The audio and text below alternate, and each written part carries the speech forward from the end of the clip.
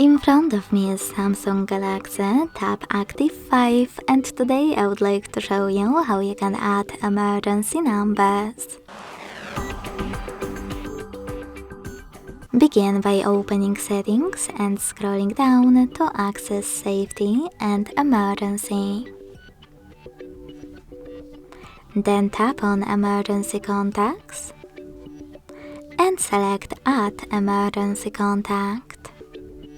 Now tap on all of your numbers that you wish to set up, and when you finished, hit Done at the bottom.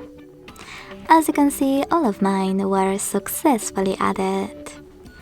To use this option, you need to make sure that this switcher next to Show on Lock screen is blue. If you wish to delete one of your numbers, click on those three dots at the top right corner. Select Delete.